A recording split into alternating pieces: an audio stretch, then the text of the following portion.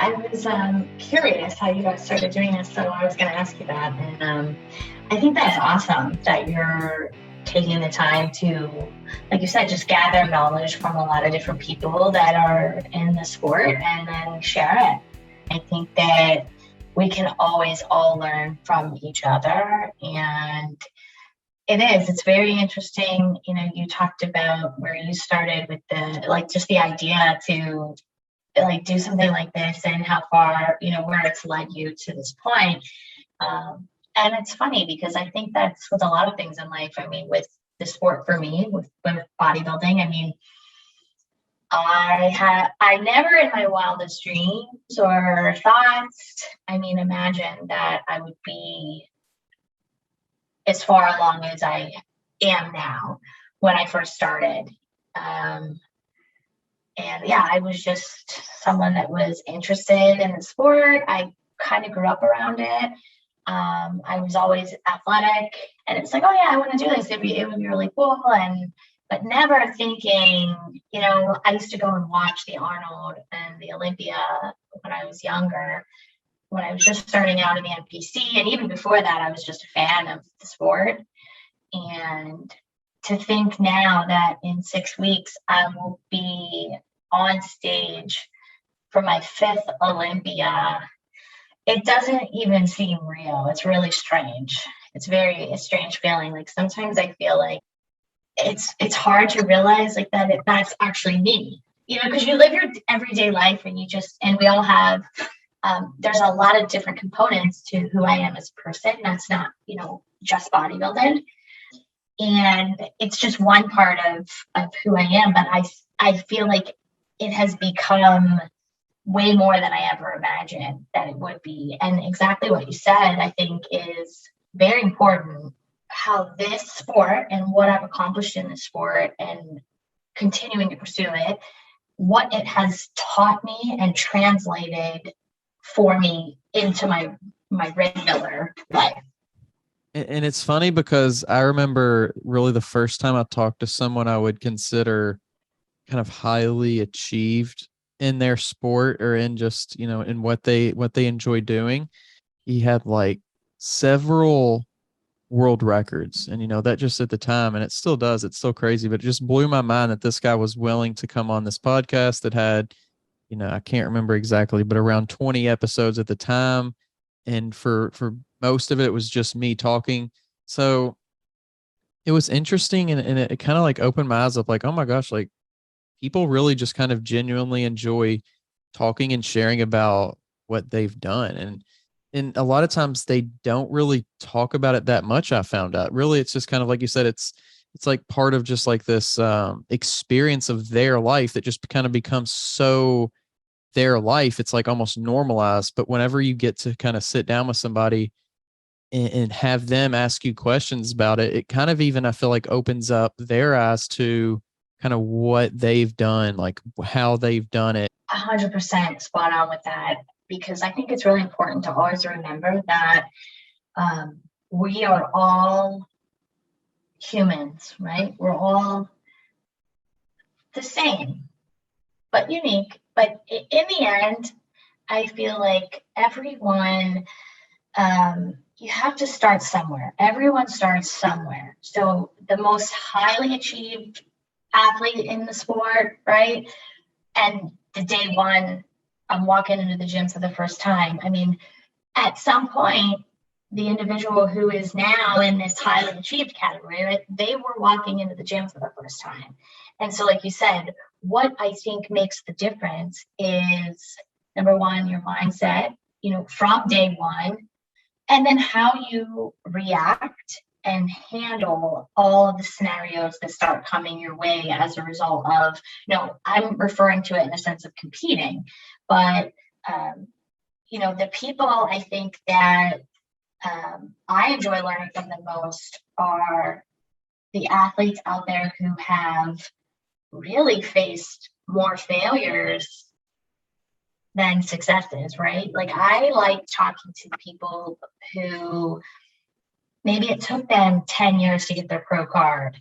Maybe it, because there's something special there, right? When somebody perseveres through experience after experience that may not be, good, or what we would, it's not a success, or it doesn't feel like a success at the time. I feel like there's a lot of value in those stories because it shows you truly what you can accomplish if you stay focused, right? And you adapt to all of the things that are coming your way, and you continue with that mindset of there's nothing that's going to stop me, and I think that builds so much character over time. And so that's why I say, like, I get really excited for people who are just starting out. And I love talking, in the gym, you have people that come up to you that want to, ask you a question, or they ask you about your diet, and they ask you about your training, or I'm in fitness. So a lot of people, when I'm practicing, they want to ask me, like, what am I doing? Like, what is, they're like, what is this? Is it like dance? And then, some people don't even know what bodybuilding is. It's like, there's a whole array of different people in the gym, but I think that it's really cool to just, when you see someone or you meet someone that's just starting out that has an interest in fitness, whether it's to compete or not,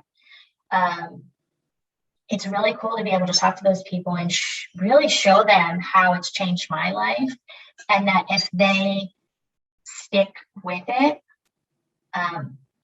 it can also change theirs, and for the better. I mean, this sport has done nothing for me but positive things. Like, throughout my entire life, it has, it keeps me focused. It keeps me driven. It keeps me, I'm not every, it's funny because if you see the athletes who maybe have been to several Olympias or Arnold's or all of these highly achieved athletes, I feel like at some point, everyone has had really low moments, where you're miserable. You don't know if you want to do it anymore. It's like, what is it all for? What's the purpose? Why am I putting myself through these things? It's not always the rainbows and sunshine, right? And I think, but there's something special about owning that the bad parts, right? The hard moments, the hard weeks, months, the reps that you get into.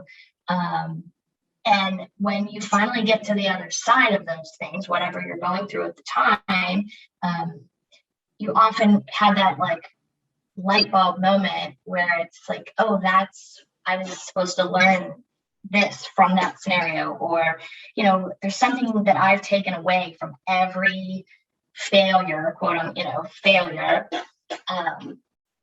or, some of my worst preps and worst competition experiences for me, where, maybe I missed the mark in my physique, or I messed my routine up in the performance, and I, got a terrible placing, things like that.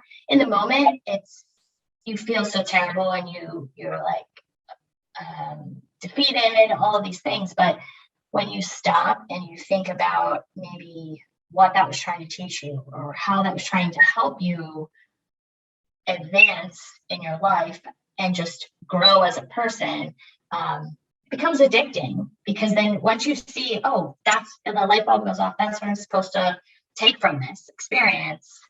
And now, like, you have that much more grit behind the next shot you're going to take at it, right? Because now it's like,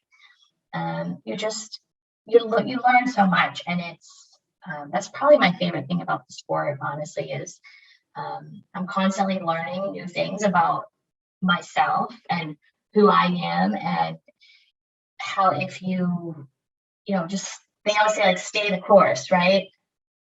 And I believe in that. I mean, it's like, stay the course, because it might be in 10 years from now, it might be in 15 years from now, but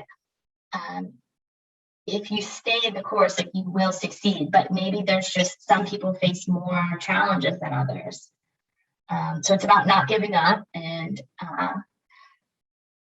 that's what I tell a lot of the new girls, younger fitness girls that are coming up. Maybe they don't do so well in their first show, or things like that. Things go wrong, and they want to give up right away.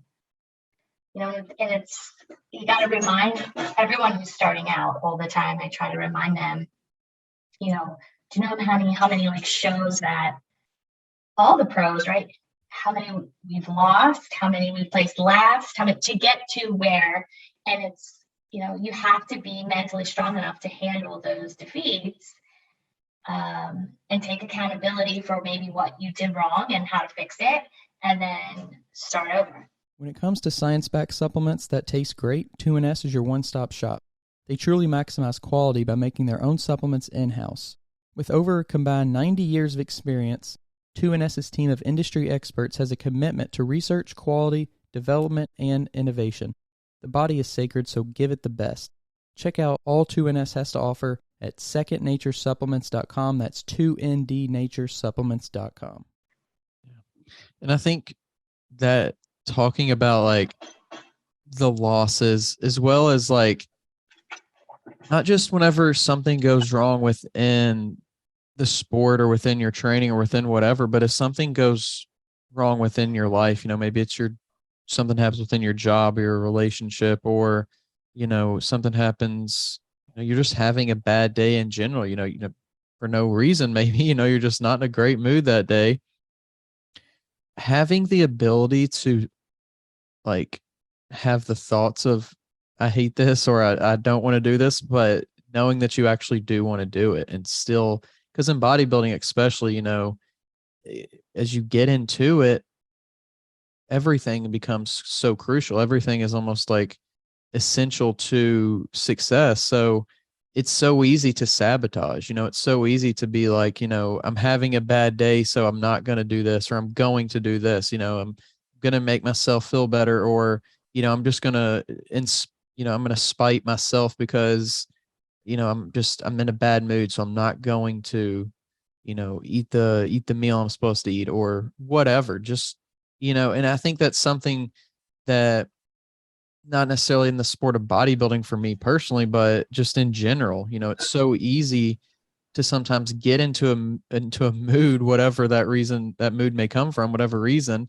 and just feel like, oh my gosh, I don't want to do this, or I hate this, or, why am I doing this? Anything, any of those negative thoughts that we can all, experience, but just understanding that and having the mindset of like, even while you're thinking that, knowing still in the back of your head, like, I'm thinking this, but I know it's not true. And we still must, do what we have to do to get to where we want to get. Yeah. It's funny you mentioned that, because today was actually like one of those days for me. It's strange that you brought that up, because it was just a really tough day. And I trained legs early this morning. So as I get closer to a contest, my training obviously changes, and I know everybody has their own regimen and what they do, but what I do is, as it starts to approach closer, I really up the volume of my training. I don't do a lot of heavy weight. I'm very short and pretty muscular, so I'm not trying to put on any muscle. I just want to maintain and be very conditioned, lean, conditioned, athletic. That's my goal right now, and that's what I'm focusing on. So my training starts to become longer because I'm doing more volume. I do a lot of isolateral movement, so I'm doing single leg stuff, single arm stuff, and so doing things that way, your workout can become extremely long. They can start to become a little bit longer, just by nature of that style of training.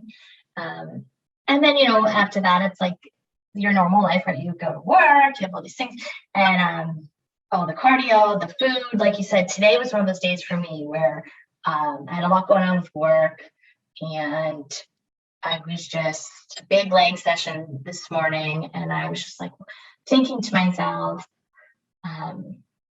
like sometimes I don't know why I put myself through this stuff. Like exactly the thoughts you're talking about, saying like, I don't know why I'm like making myself miserable today for whatever reason. And we all go through that.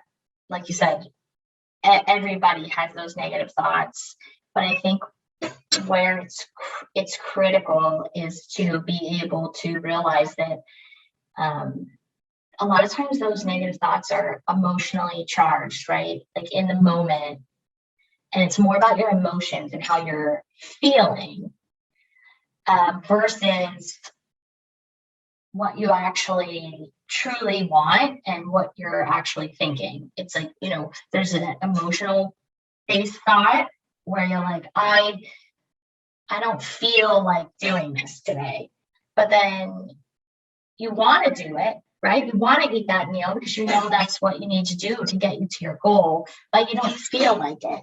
So I always try to separate my emotions from, I keep emotions out of the goal of like anything goal oriented. And that's something bodybuilding has taught me is, to separate your emotions from the plan, the goal, right? You're not going to feel like it every day. You're not going to want to do it every day. But those feelings are temporary and they're going to pass, right? And so are you going to be more upset with yourself in a few days when those feelings have passed and you're like, man, I could have made another week's worth of progress, but I was being a baby, and I didn't feel like it. I didn't feel it. So, because, the first few years of doing this, I gave in more to those feelings. And I learned that in doing that, it always set me back. That's all it did. My goal never changed. As I was going through all these years of competing, I would listen to those feelings, listen to those negative, and act on them. Like you said, not eat the meal or skip the cardio, whatever the case may be. And then I would realize later that, okay, I still wanted to do the contest. So I would try to play catch up.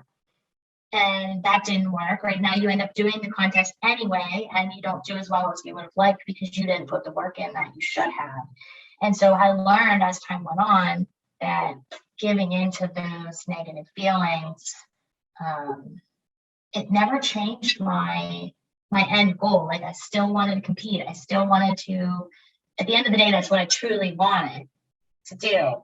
So I tried to learn, like I said, I've done a pretty good job over the last few years of keeping those emotions separate. I feel them, but I don't act on them like I used to.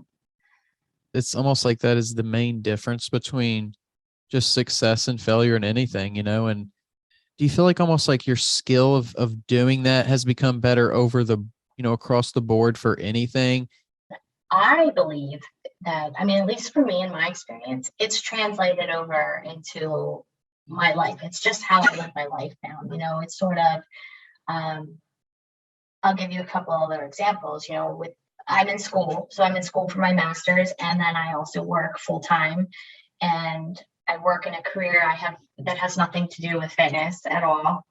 And so, yeah, there's a lot of times where, like with my schoolwork or something, it's like, I feel like, I don't feel like writing this paper. I don't feel like doing this. I don't feel like taking the next class. Maybe I'll take the semester off or different things like that. And no, it kicks in to where it's like the end goal is still not going to change.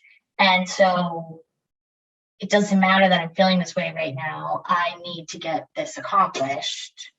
And so I do think that it's honing in on that skill and it translates. And that's kind of back to what I said more towards the beginning of our conversation, is that the skills I've learned about myself and about how to handle situations and how to deal with emotions and different negative thoughts, and a lot of the mindset stuff that I've learned through being a competitive bodybuilder, I use in my everyday life related to any topic.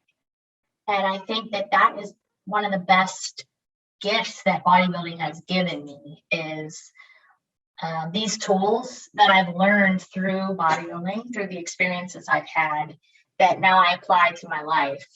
And that's, I think, part of why I love this work so much. And I think that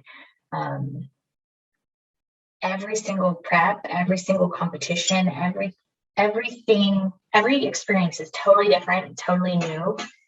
And I can't remember a time that I got ready for a show, competed, and I didn't feel after the fact like, wow, I really learned XYZ, whatever it is. I've learned something about myself and about how to live my life better from every bodybuilding competition I've done. Like, and it's been a different takeaway, because like you said, there's different, as your life goes on, right? Maybe one time you're dealing with, say, maybe somebody very close to you passes away, or you're like, you deal with different things throughout different competition preps. Like maybe you have an injury that's weighing on you and you overcome that. And so it's that constant overcoming anything that's thrown at you to reach your goal.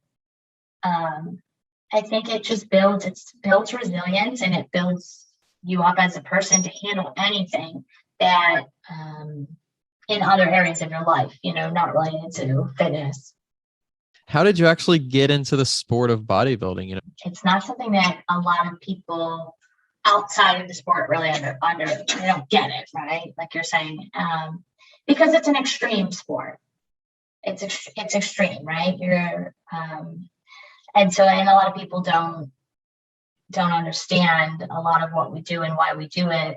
And I think everybody that competes in bodybuilding, fitness to some extent, or even anyone who's just an avid gym goer, right, an athlete, everyone has their own purpose, their own why behind what they're doing. And that might be a personal thing to people that they, it's really, to me, it's like, I don't care what anyone else thinks. I don't care if anyone thinks what I do is crazy, things like that, because I know why I'm doing it, and it's a very personal path that you're taking for a specific reason, and everyone's reason I think is probably different. But back to your question about how I got into it. So growing up, I'm from Pittsburgh, Pennsylvania originally, and I was into dance, gymnastics, that kind of stuff growing up. And my dad actually was a bodybuilder. He bodybuilded in I think the late 70s, 80s, for the NPC. And so as I got a little bit older, I was, I knew what bodybuilding was. I loved it. I would go to the local shows when I was very young to watch, the Mr. Pittsburgh competition was always a really big competition. And we would go there just to watch and have fun. My dad had some friends that would still compete and things like that. And eventually I got, this is actually a really crazy part of my journey here. So in 1997, I was 11 years old, and I started participating in this local, they called it the youth fitness show team. And it was basically this woman that I used to go to her gymnastics center. She started a team of young kids that were gymnasts, dancers, all different types of athletes. And she was trying to promote fitness in kids. And we would go to local parks and local events and put on performances, a group performance, a bunch of kids dancing and flipping and all that stuff. And in 1997, we actually had the opportunity we performed at the Olympia. And it was in New York City at the Beacon Theater back then. It wasn't in Vegas like it is now. And so we went there and we put a opening performance on, basically just highlighting Jim Mannion and the IFBB and the NPC allowed our show team to come there and put on an exhibition for just promoting fitness in kids. And so that was my first time ever being at the Olympia. And I was only 11, but I was blown away. And obviously saw fitness and then, became a huge fan of like the fitness women. And I started at that point as like a young teenager, I started like, we would go to the Arnold like for fun to walk around and watch and got tickets. And we actually performed at the Arnold on the expo stage a few times on this show team that we had. It was really cool, but that's partially how I started getting involved with fitness, was going to these events on this team that I was on and just being exposed to it. And then I became a fan. And then I started doing, the NPC had like team fitness. So I would compete like in the teen shows. There weren't a lot of young girls doing it. There might be me and one other competitor. And like you didn't get it was just for fun. So I was doing that as a teenager. And that's really how I got into it. I wanted to do it. And of course, when you're a teenager, right, I wanted to do it. Not realizing though that, once you get out of high school and you go to college and you get exposed to a lot of different things, and when you become, when you find now you have a job, right, you have all these other things. And I did have a lot of trouble. I always knew that I wanted to continue pursuing fitness, but I kind of took some years off, and I competed here and there. Like when I was in college, I did a few NPC fitness competitions. And then I wouldn't compete for 2 or 3 years. And then I would do another one. But I was still learning a lot I was still very young, learning a lot about who I was. And if, I wasn't sure that I knew that I liked doing it, but I wasn't sure that I wanted to pursue it 100%.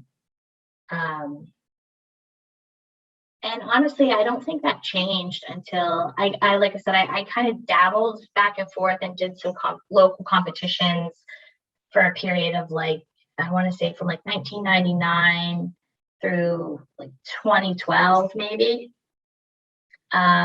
Just did a bunch of local shows, and I never did well. Like I always placed like last or like second to last but I also wasn't, like I said, I was in college and I was, half the time training and trying to compete, and the other half the time being a college student and, going out with my friends. And you quickly learn that half-assing it is not going to work. It's not. And so, yeah, I decided, it was, I think in 2014, I decided, you know what, I'm going to give it a real shot. Like I'm going to go for it hard and see what happens. And so I went all in and I did a few contests. I started doing well. And then I decided to enter the nationals that year. And that's where I won my pro card. So once that happened, I was sold, I was sold on it. It was sort of like, I never thought that would happen. So then when it did, that was, I think, all the motivation I needed to realize, okay, like I'm on the right path. I want to see where it takes me. And so I just continue to pursue it. Anytime along the 99 to 2013 time frame, to you, was it something that was like, okay, it's there if I want to do it? Or was it more of along the lines of like, you just got tired of it, got sick of it? At the time, I got to tell you, I mean, I think my mindset was more, it's there if I want to do it. I didn't feel like it was a rush to do it. I was, in my early 20s and in my mid 20s, I really was kind of partying a lot. going out with I was into that scene at the time. It was sort of like, and fitness, I always knew that it would be there if I wanted to do it and when I felt ready to do it. And I think part of it is just maturing as a person, right? When you're younger, and this isn't for everybody, I'm just saying for me, when I was younger, you know, in like the end of high school into college age, I really cared about like my friends and what they thought and how a lot of those outside influences, I let kind of not control me, but I made decisions that I maybe didn't really want to make based on worrying about what other people think, or you know, if things like that, like going out partying with my friends, you know, if they would get upset if I wasn't going to come to so and so's birthday, whatever, you know, I didn't want to be the person, and so I was very caught up in that for a while, and I learned through that though that, you know, I came to a breaking point when I decided that I was going to just pursue fitness and that's what I wanted to do. Something just like in my head changed and I started feeling differently. I started feeling like I was done caring what anybody else thought. And I think it was just that maturing of like, I needed to go through that experience of, you know, I was putting what I truly wanted in my goals and a lot of things that I wanted to do kind of on the back burner to like please everybody else in a way. Does it feel like the bodybuilding community or the bodybuilding kind of the thought about people who do bodybuilding, things like that, you know, that has gotten more accepted since, you know, since 99 compared to getting back into it and being more serious about it? Yeah, it's totally changed. It's totally different. I mean, I think now, obviously the sport has just like blown up and has become, I mean, it's so huge now, as you know, and like you're saying, back when I was starting out in the NPC and there wasn't Instagram, Facebook, all of these, you know, they came into the scene, I want to say it was probably like 2003, 4 was like Facebook and around that time, I guess I would say. And, but I mean, the majority of shows that I did in the NPC, it was like, you would have to get the NPC News like magazine and look for your pictures, you know, in the magazine. It wasn't like how it is now where it's hundreds of shots of everybody, that every show, and like you said, the social media would be, that's something that I struggle with, to be honest, is I'm a very personal, like I want to say introverted type of, that's more of my personality of who I am. And I don't necessarily, I have a hard time putting myself out there on social media. And I don't know, I try to promote, I want to be promoted as an athlete. I want to be promoted as, you know, that's how I try to put myself out there. I'm not good at like doing the videos of like talking and like going through, I post content related to like me getting ready for shows or sometimes me practicing or things like that. But I've had a hard time with that piece of it. One of the things that, and I think it's important to share like your journey and what you're doing. And I think there's a lot of value in it because people can learn from it. Yeah. So that's something that has definitely changed. It is harder for me to, I mean, I watch some of the girls and it's like they're so good at it and they're so transparent and able to talk about all of these different things like every day, right? They're on their videos and saying what's going on with them, and I am not like a big sharer. And it's just part of it. And nothing, I don't think one or the other is better or worse. I internalize a lot, so I'm more like I said, I keep to myself a little bit more, especially I'm when I'm pushing myself and I'm really focused and I'm really like in that grind period, I have a hard time like opening up about what I'm, doing on a daily basis or how I'm feeling or I internalize things and I use that as fuel to push me forward. And everybody's different. Some people, they really like to share everything that's going on. I like to keep I like to keep a lot of stuff to myself. I like to power through it on my own. I think that's the way I learn the best, is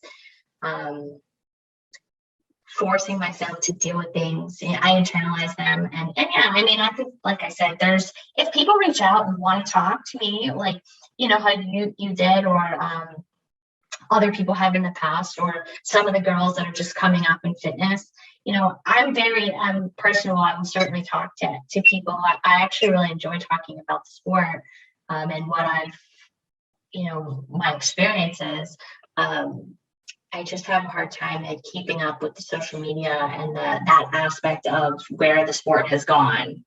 This episode is brought to you by Move Your Body Apparel, a Lexington-based, community-ran premium activewear brand that promotes the importance of daily movement. For the rest of the year, MYB is donating a percentage of every order to the Special Olympics of Kentucky. Save 20% off your first order with the link below or use code TWR20. Online at mybapparel.com. I feel like I'm kind of very similar when it comes to, if I'm dealing with something, I'm not a talkative person. I'm not a sharing person. So it's almost like, to me, it's like keeping it within myself, like keeping my thoughts to myself, saying something, or, how are you feeling, or how are you doing in this moment, or what, precisely is going on within your head, can sometimes be like, especially if there's like something like bodybuilding, to where, okay, I have a goal of doing this in this time frame. It's almost like you don't want, or at least I'm kind of seeing it like this, you don't want to almost like put it all out there is like almost like a tripwire. You don't want to like think, this is so hard. If you say that, sometimes it makes it harder. Even having the thought, like you said, using it as fuel. Okay, it is hard, but I'm still doing it. But sometimes, at least for me, and it sounds like for you too, just simply putting something into words, like physical form, it sometimes is that opportunity to realize how hard it is, and almost be like, oh my God, like for a second, take that second off and be like, oh my gosh, like put us in that negative non-frame of like, is it worth doing? Or, it becomes overwhelming if you're putting it all out there. And especially, like I said, in a sport where you have that time frame of like, okay, the next 8 weeks, 12 weeks, 16 weeks, this is kind of like what we're doing. Do you give yourself afterwards any kind of like mental therapeutic time to just kind of like let it all out? Yeah, I mean, I do. I have, of course, I have people in my life that I vent to, or, I have a good support system in my life. And so I feel like that really helps. You need that. Everyone needs that, no matter if you're in a sport or not, right? And that's really where I go. I lean on those people all the time, even during when it's getting hard, things like that. It's not that I won't talk about those type of things, or if I'm having those negative days or whatever. I have, like I said, my close circle that I will talk to about that. And I do, I mean, your question, I think, relating to do I have, like, after the prep, right, like a mental decompression time? Absolutely. I mean, I do. After the shows, I'm usually my energy is so drained from the last 12 weeks or whatever it is. Of course, you come off of the show like really on an adrenaline high from, it's like all of this build up, right? To these like 2 minutes, and then it's over like that. And you have that adrenaline going for a few days after the show, but then it's like a major crash, right? Where you're kind of like, okay, it's over. Now what do I do? Do I plan the next one? Do I take a break? You have all these things going through your head, and it can be challenging to deal with all of that. It kind of all like combusts in your brain, right? Like after it's over, it's like you have all these crazy emotions and thoughts. But I definitely, there's a lot of things that I do on an ongoing basis, not just after the shows, for my mental state, right? I mean, something that I really enjoy is, and everyone has their own things, but on a weekly basis, I go to this infrared sauna, and it's a 40-minute, and for me, it's not really about of course, they say that there's benefits for inflammation and getting out toxins and all these things. I'm not here to debate that. I don't know if any in the research relating to it. For me, why I'm obsessed with the infrared sauna is, as you mentioned, for this mental decompression. It's a 40-minute session. I try to go once a week, whether I'm in prep or not. And you're in this sauna, right, for 40 minutes. No technology, no phone, no nothing. It's just you and your thoughts. And it's a chance for me. I always say after I leave there that I feel like I'm so like cleansed of like negative thoughts. I always think like it's like a metaphor for me, like the sweat that I'm pouring out in that sauna session. It's like, it's all the toxic shit, right? That from your thoughts or anything. It's just, that's what it does for me. And I think everybody has their own things, but that's part of my mental, where it's like, I'm going to get it all out, right? During that session, I think about things that I'm like, okay, this is the last time I'm going to think about this and focus on this and give energy to this. And it's really being released now.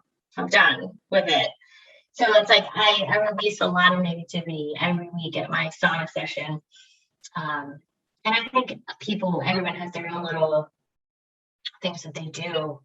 And I think that's important though, to, I always say like, you don't have to be like this theory of everyone needing to be positive and all the time, to me is, I don't agree with that. I mean, I'm not saying be negative, that's not the message, but I think that it's like a false narrative, right? It's like, you're going to have, like everyone is going to have these like negative thoughts or bad things happen in their life, or none of us are exempt from those type of things. I think what's the most important is letting yourself think those things, feel those things for a temporary amount of time. And then when you're done with it, you're done with it, right? It's not coming back. That's over. I think that it's better to me to like feel those things, think those things, and then move on. Yeah. Versus to try to mask them and pretend like it's always this positive, happy sunshine, because it's not, right? Yeah. I think it shouldn't be frowned upon to have a negative thought, or to have, you're having a bad week, or because something bad happened, or something's not going your way. Those things are part of like the human experience. And I don't like always, like you said, the way that things are going with the masking of those type of things. It's like, oh, no negativity here, positive vibes only, all that whole thing. I mean, I get it. I understand the logic behind those little taglines, but they're not reality. Yep. And I think, like you said, we should be focusing more as a society on, okay, you're going to have some bad experiences, you're going to have some negative thoughts, but here's how, here's how you can deal with these things, and teaching those skills and things like that. And I think that is more beneficial than the big positivity push all the time. I think that's some of the reason why too I'm not as into the social media. For me, like I said, personally, I don't know. I like to deal with things in my own way. It's like need to know basis, right? It's like, for me, I don't think that it doesn't, by, like you said before, I think you mentioned something about when you like verbalize these things or you're putting them out on social media, really you're giving energy to that by doing that. And to me, it's like I don't want to put that out, right? I don't want to put that out. I want to handle my shit. I want to handle it and become better from it.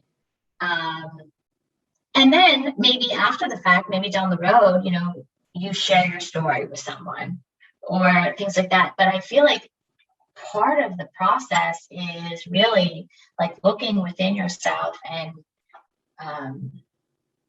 learning for yourself, right, how to navigate through all of these challenges. And I guess, my way is not the right way. There's no right way, but that's just what I do. And I do think there's value in sharing the bad and sharing the good and all of that for people to learn from.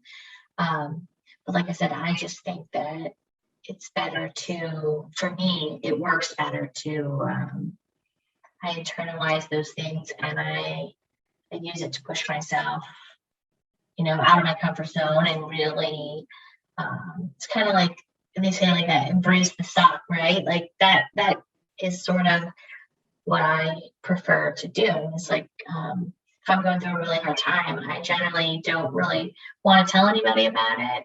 And I want to like embrace some of that feeling and understand it. And then when that experience is over, I've learned so much from doing that. There's a line between entertainment and actual human connection, I guess. Yeah, you're right. And I think that I never thought of it that way. What you said about, are you losing some of that, the rawness and that opportunity to really experience whatever it is that you're going through and to learn from it if it's overshared in the moment kind of thing.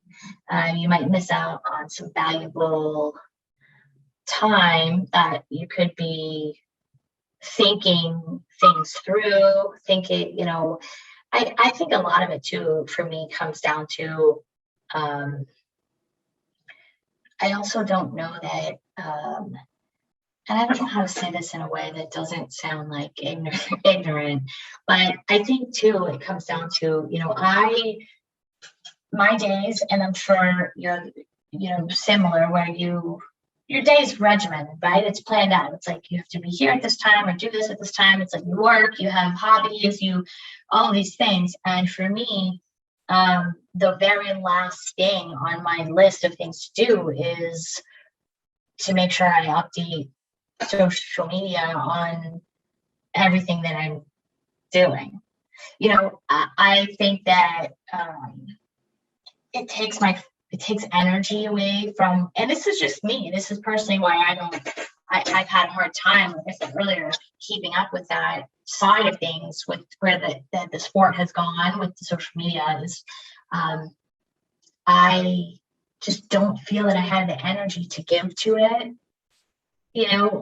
all the time. And that takes away from the things that I really need to be accomplishing in my life. And it's easy to get caught up. You could catch yourself. And I've done it, and I think everyone has done it, where, at the end of the day, you're just hanging around, chilling, scrolling, right? And then an hour goes by, and it's like, as you start to realize, like, that's an hour of my life that I'm never going to get back, right? And like, what did I get from that? very addictive. It's very hard to even see that time is gone, Ever since I started prepping for the Olympia, I've been trying some new tactics, right, with myself to stay off of it a little bit more and just like focus on the now and what I'm doing. I have, my times where I permit myself to go on or whatever, but yeah, I think that it's a huge energy and energy stealer. Like I said, if you're someone that can be easily like conditioned and that is easily affected by stuff like that, by that comparison and that, then it can be bad. Yeah. Yeah, it's like any tool, really. It just depends how you choose to use it. This podcast is sponsored by Smoking Gun Coffee, a veteran-owned coffee company that strives to give back to those in need. Don't forget to use code TWR10 for a 10% discount at checkout. This episode is brought to you by Move Your Body Apparel, a Lexington-based, community-ran premium activewear brand that promotes the importance of daily movement. For the rest of the year, MYB is donating a percentage of every order to the Special Olympics of Kentucky. Save 20% off your first order with the link below or use code TWR20. Online at mybapparel.com. To kind of get back into bodybuilding a little bit, at the very beginning, you kind of mentioned how like your training, it's a lot of like single leg, single arm, stuff like that. Do you feel like that's pretty normal compared to like a lot of fitness athletes? Yeah, so the fitness division is so unique because we have, I'm not sure how much you know about it, but we have the 2-minute fitness performance, and then we have the physique round. And like you mentioned, I mean, I think that as far as like the isolateral training goes, I personally have, from being a gymnast, I have a dominant side, right? So I was like a lefty gymnast, they call it. So I lead with my left side when I'm going to flip or tumble or do anything. And so over time, I'm right-handed actually, but I do all of my skills and I tend to go to the left and I lead with my left arm and my left leg. So over time, that leg, I think, has become, that arm and leg, right, has become, it's used more. It's the first one to hit the ground. It's the first one with the impact. It's the leg I take off of. So it's become, I started realizing like 2 or 3 years ago that my left leg and my right leg and my left arm and my right arm were starting to look imbalanced. And so that's really when I was like, I need to really start focusing more on like isolateral training, because obviously if you're like on a leg extension, right? If you're doing both legs, your dominant leg is going to take over as the weight gets heavier. And so I started realizing like I need to really focus on balance, making sure that I'm like equally as strong on both sides. I don't know if that's normal for other people. I would imagine that somewhat it is, because most like gymnasts, people with gymnast backgrounds, dancers, things like that, usually have like a lead side for their, their tricks. And overall, like symmetry and balance in your physique, it's good for you. So I would think that a lot of people definitely use isolateral training. And then to stay athletic, I mean, the biggest part of my prep and the biggest part of my training is my endurance training for the fitness routine. So I do a lot of like plyometric circuits. I do a lot of like skill work. So twice a week, I'll do like a 90-minute session of just like squat jumps and, sprints and plyo push-ups, jump rope. I stretch, almost every single day, stretching, staying stretched. I do a lot of like rehab work. I get massage. I go to a chiropractor. I am always icing things. You have to really, to keep that athletic part, as I've started to get older, it's more about my sleep, right? My rest, my recovery. The training is just as important as the rest and the recovery. And so I try to make sure I have a nice balance of pushing myself extremely hard and knowing when to push and then knowing when to pull back And that's very important. And I learned, I used to just push until like the wheels fell off. And that doesn't get you very far. And so, yeah, I've really gotten a lot better with stretching. I used to hate to stretch. I was always like, I'd stretch for 5 minutes real quick and then I'd start practicing. But now I do like a 30 to 40 minute stretch, like warm up. That's helped me stay like more athletic with because fitness is hard on your joints, the constant pounding and the jumping and everything that we do. It really beats the shit out of you, like bad. I also do things like, I wear like compression stuff on my elbows. I have things that wrist support. When I'm practicing my routine, I like look like the only thing I'm missing is a helmet. I have like knee pads and this and that, but all of these things are going to help me and have helped me like stay athletic. Like you said, you have to, and it's a lot of like explosive movement training too. Like you don't have to, I don't know, I can't speak for the other fitness girls, but for me, I mean, of course I lift weights, but that's sort of like my second, it's not my focus. I lift weights, don't get me wrong, obviously, but that's not everything. I want to stay like explosive. I work on my endurance a lot. That's what I've been really focusing on for the last like 7 to 8 weeks, is like really pushing myself on the endurance more than I ever have before. And yeah, I've been surprising myself with how well I'm doing with that. Because that was kind of a weak area of mine for a while. I felt like I was struggling with endurance. So I've started to like really amp up that part of my training. But yeah, you have to take care of yourself. Lots of sleep, lots of rest. Like on the weekends, I try to like take a nap in the afternoon, like because I'm not working, on the weekend, and just any extra little sleep I can get, those type of things, I think are really important to staying like on top of your game.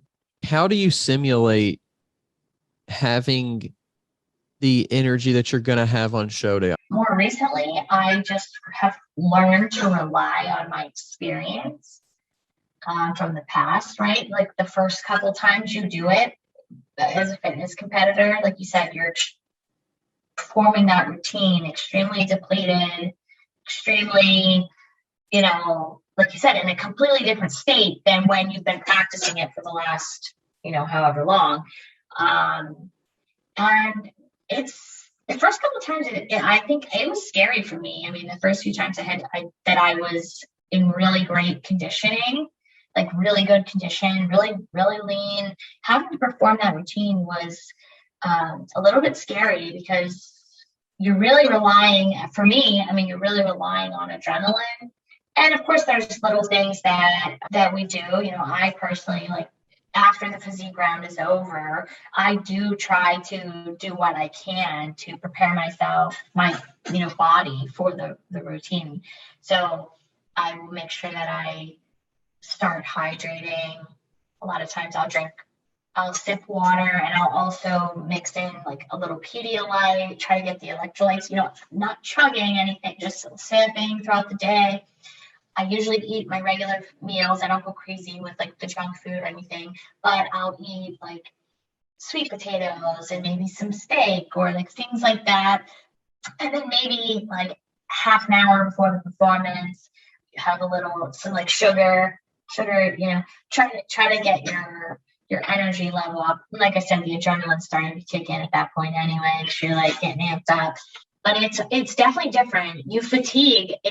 You can probably imagine, but you fatigue out, I do anyway, a lot faster during the actual performance than you ever did in the practice, right? Because like you said, you have all these, like you got the nerves, you have this adrenaline, push. You're pretty depleted, even though you've tried to hydrate a little bit and tried to do all these things. I've just learned over time of doing it. Like I think the Olympia is going to be my, 27th pro show. And so to this point, I've learned that I will make it through it, the routine, and to not worry about it, right? To not You'll make it. You will do it. Don't stress over it. That's what I tell all the new girls. They get very worried like the first time. It's like that they're gonna do fitness about basically like you said, they've been practicing it and now you're gonna be doing it in a different condition. I just learned that I will tell you, as the show gets closer, I actually start, because I'm starting to deplete down into the show, right? My energy gets pretty bad the last couple of weeks of the prep. So I hardly ever make it through the whole routine in practice because I'm already like, my energy's dropping, I'm getting depleted and so I also try to not, I've learned to not let that, I used to let it stress me out. Like, I can't even do the whole routine. Like, how am I going to perform it? And then when you get in that moment on stage, it's almost like the music comes on and it's like you just transform into this different person. And I don't know, like I said, is it adrenaline? Maybe, but something like turns the jets on. And you just go. And if you've practiced enough, then your muscle memory will take over. And next thing you know, it's over and you're like, what just happened? It's like a word, what just happened? Whenever you do your routine, you said you can't really get through it by the end of, or about like closer to the end of your prep. Do you break it down then, I guess, and like on this period we're going to do this part of it, like, do you try to at least do the whole thing if it's even in blocks, or like how do you handle that? Yeah, that's a great question. So what I do is actually two different things. So I will like break it in half. So it's a 2-minute performance. So a lot of times I will break it into like the first half and the second half. And what I'll do is I'll do the first minute and then maybe I'll take like 2 minutes, catch my breath, take a drink of water, whatever, and then I'll do the second minute. So it's like I did the first minute. I don't take a long break. I'll take like a few minutes, and then I'll do the second minute. So I try to do that as much as I can, break it into halves. The other thing that I'll do, this helps a lot. I shut the music off.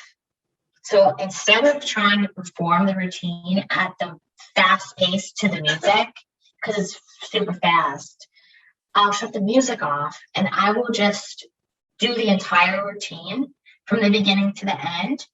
It doesn't need to be at that fast pace, right? But I'm just doing every skill in the order, like the whole routine. So maybe it takes me 3.5 minutes to get through it, right? I don't put the music on. I just go from the beginning to the end in however long it takes me to make it through. Gotcha. I slow my pace down. That strategy I found to be one of the best. Going to be in your 5th Olympia. Tell us a little bit about kind of like how this Olympia is different for you, how it's maybe like this is unique, this is special. This one's special because like I mentioned that at the beginning of my whole fitness, when I turned pro, I said like, oh, after I made it to 1 Olympia, I was like, I could make it to like, if I could do 5, like that was my magic number, right? It was like, that would be like the ultimate goal. And I never, ever really thought that it would happen. Every Olympia that after the first one, I just felt so like blindsided that I like made it again. And it was like, and I treated every single one that I've done like it would be my last, because I think that like it's an honor to make it there. It's very difficult. And it's like, it can be, you never know what's going to happen, right? None of us ever know. So I treat them all like it's the last one. And this one is so special because it was my original ultimate goal. And for me, it's like, again, I'm going to treat it like it's the last one. I just want to, if it is, I want it to be the best one yet. And so it is. This one's a special one because this is like kind of a milestone for me from something that I never really thought was possible for me. And so that's, this one, I just want to have a good time. I want to bring a good performance that people enjoy. And I want to at least have made, I want to look my best and some type of improvement in my physique that I'm proud of from the work that I've been doing, since last year. The other thing I'm really looking forward to going into this Olympia is, I'm going to knock on wood right now, as being like super healthy, super feeling good. Like right now I'm feeling great. I got to say, last year going into the Olympia, I had a lot of injuries that I was dealing with. And a week before the Olympia last year, I broke my finger practicing my routine. And I had a really bad shoulder injury last year. And so had a lot of anxiety going into the Olympia last year. And then on top of that, like I said, I broke my finger like 2 days before I flew to the Olympia. It was my last practice. And so it was like, I still had a blast. I had a great time. And that was actually my best Olympia yet. I placed 7th, and that was my best ever. So despite everything, it still turned out great, but I'm looking forward to going into this one. I'm feeling a lot better, and I'm feeling more focused than I've ever felt. I just overall, and I think it's just the experience of pretty much what we've talked about all night, is the experiences that I've had that have made me a stronger individual. And so going into this one, I feel that I'm like mentally at the top of my game from everything that this sport has taught me. Like, I'm going to be the most prepared for this Olympia that I've been for any competition that I've ever done. And like, that feels good, from a mental standpoint and physical, I feel really good. And so, yeah, this is going to be a special one.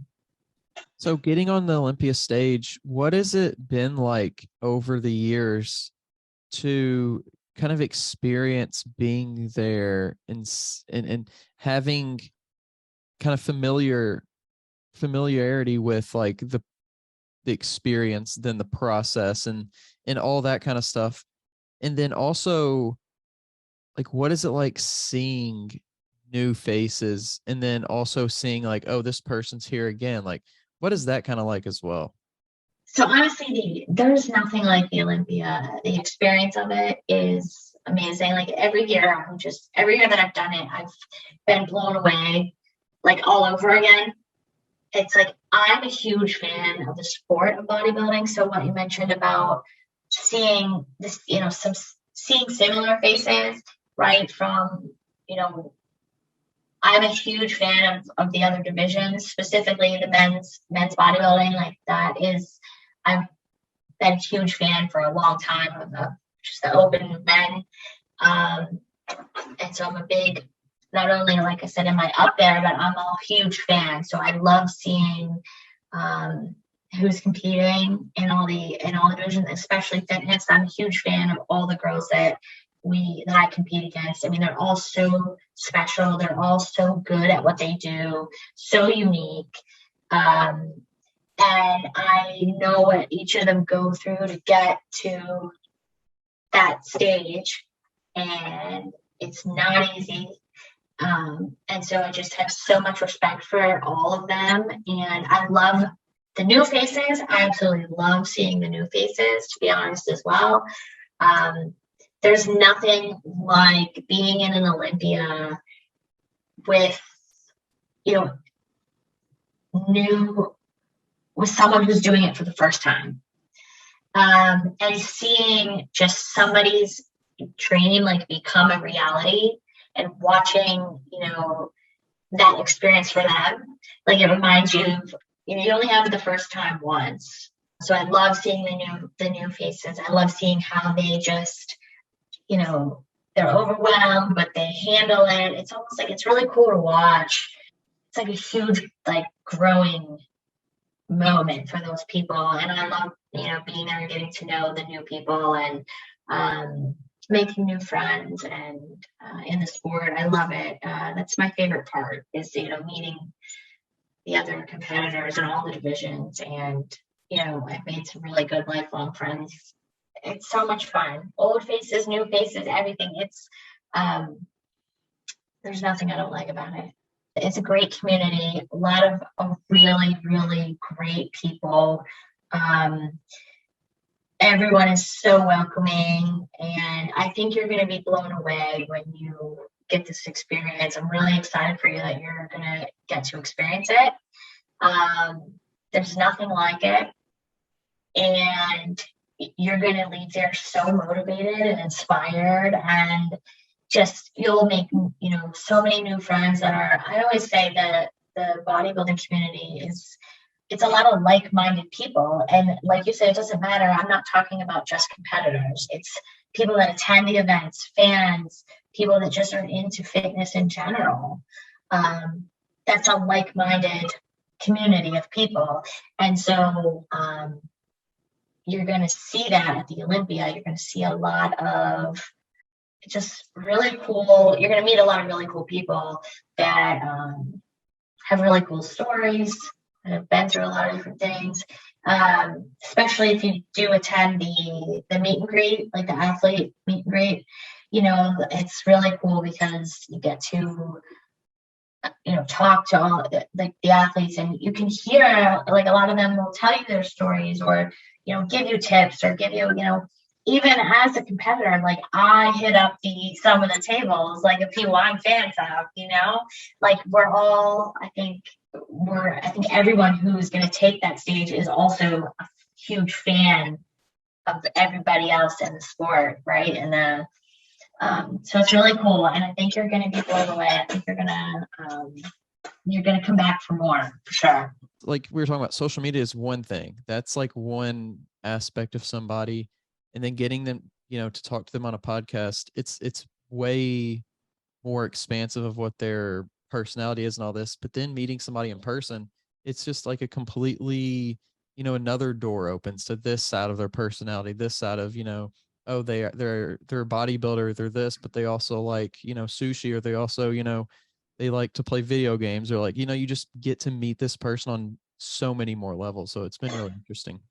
Yeah, I agree. And I think what you're doing is great. I think, and I think anyone who takes the time like you do with what you're doing to, get to know other people and hear people's stories, and you want to share those things and put them out, and just the interest in fitness and our sport as a whole, and supporting it, I think is really great. And so know that you are appreciated for, just supporting us all. Like it's really appreciated. Well, I appreciate you saying that, and definitely look forward to talking to more athletes and sharing their stories, and just seeing where it goes, seeing what happens and where it takes me, and just that's part of the fun, is not knowing. I never, like I said before, that first episode, I never would have imagined, the people that I've talked to along the way. So it's been cool, and I really do appreciate you coming on tonight. It's been really fun getting to chat with you and get to meet you. Yeah, thank you. It was a pleasure, and definitely have to get a picture and hang out. Come, we'll plan it. I'll touch base with you, and then because I definitely would love to meet you in person. That would be really cool. Yeah. And definitely hear about, how you're feeling about the Olympia when you're there. It'll be great. It'll be great. So, I appreciate you having me on again, and keep doing your thing. And I look forward to watching some of your other shows, as I know that I think I saw that you had recently another fitness girl on. Yeah. Andrea Glass was today's episode. Yeah. And I've never met her. So this will be my first time meeting her in December. Yeah. This will be your first Olympia, I believe so. Yeah, it'll be really cool. And so, I'll look forward. I'll have to check out I didn't get to watch it, so I'll check that out. And I, again, just thank you for your time and for your interest in talking to me. Sometimes it's strange, like when I've never gotten, like, I've done several podcasts and different things, and I'm always like, why do they want to talk to me? Like, and you get so used to, like, it's just what we do, it's just what I do, and it's like we talked about that at the beginning. It's like it's just like normal, and I think it's really cool sometimes to take a step back, and it's like to just be grateful for the things that you have accomplished, and have a little bit to talk about it. We do all this work, and like I said, I think it's really cool that you take the time to dig into it a little bit.